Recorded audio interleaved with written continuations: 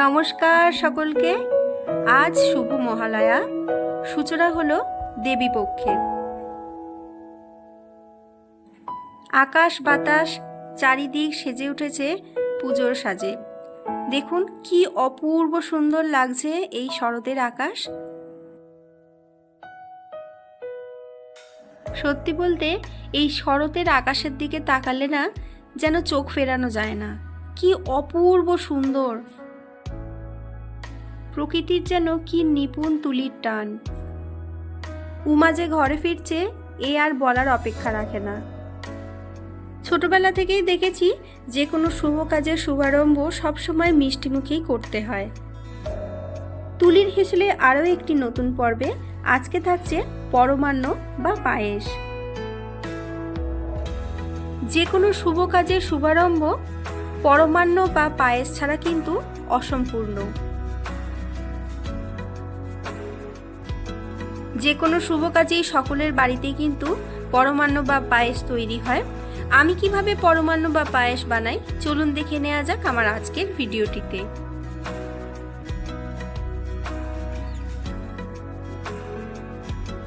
পায়েস বানাবার জন্য সবার প্রথমে একটা বড় পাত্রে 1 চামচ পরিমাণ ঘি দিয়ে অল্প একটু কাজু ভেজে তুলে নেব। এবার ওই পাত্রের মধ্যে অল্প একটু জল দিয়ে দেব। 1 লিটার ফুল ফ্যাট মিল্ক আমি আগের থেকেই জাল দিয়ে রেখেছিলাম। সম্পূর্ণ দুধটা আমি ওই পাত্রের মধ্যে দিয়ে দেব। পায়েস বানালে যদি ফুল ফ্যাট মিল্ক ব্যবহার করা যায় তাহলে কিন্তু পায়েসের স্বাদটা বেশ ভালো হয়। দুধ হালকা গরম হয়ে গেলে একটা বাটিতে অল্প খানিকটা দুধ আমি তুলে রাখবো। এবার বাকি দুধটাকে হাই ফ্লেমে ফুটতে দিয়ে একটা বাটিতে নিয়ে নেব 50 গ্রাম পরিমাণ গোবিন্দভোগ চাল। এই চালটাই পায়েসে ব্যবহার করব। আমি কিন্তু পায়েসের চাল ধুয়ে ব্যবহার করি না, এইভাবে হাত দিয়ে একটু ডলে ডলে পরিষ্কার করে নেব। এবার দিয়ে দিচ্ছি পায়েসের চালের মধ্যে খুব সামান্য পরিমাণে একটু ঘি। ঘিটা খুব ভালো করে মাখিয়ে নিয়ে ওই ফুটন্ত দুধের মধ্যে চালটা দিয়ে ক্রমাগত নাড়তে থাকবো।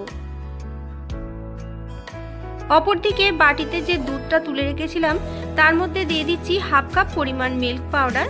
খুব ভালো করে দুধের সঙ্গে এই মিল্ক পাউডারটা মিশিয়ে রেখে দেব।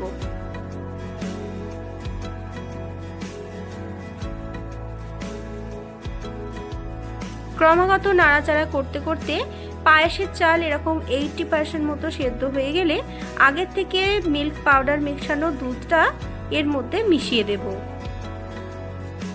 অবশ্যই নিচে থেকে খুব ভালো করে ক্রমাগত নাড়াচাড়া করতে হবে। এবার এর মধ্যে দিয়ে দেব 1/2 কাপ পরিমাণ বাতাসা আর 1/2 কাপের থেকে একটু কম পরিমাণ চিনি।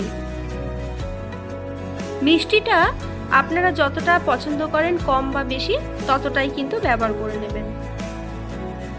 পায়েস মোটামুটি 90% মতো তৈরি হয়ে এলে দিয়ে দেব 8 থেকে 10টা ছোট এলাচ একটু থেতো করে। দিয়ে দিচ্ছি 2টো তেজপাতা পরিষ্কার করে ধুয়ে রেখেছিলাম। তেজপাতা এবং ছোট এলাচ দিয়ে খুব ভালো করে ক্রমাগত নাড়িয়ে চাড়িয়ে পায়েস এরকম ঘন হয়ে এলে দিয়ে দেব আগের থেকে ভেজে তুলে রাখা কাজু আর অল্প কিছু পেস্তা কুচি। আমি কিন্তু পায়েসের মধ্যে কিশমিশ ব্যবহার করি না, অবশ্যই এটা আমার ব্যক্তিগত পছন্দ। আপনারা যারা পছন্দ করেন কিশমিশ দিতে অবশ্যই দিয়ে নেবেন। তৈরি হয়ে গেল অত্যন্ত সুস্বাদু এবং ভীষণই কম সময়ে সহজ পদ্ধতিতে অমৃত স্বাদের পরমান্ন বা পায়েস।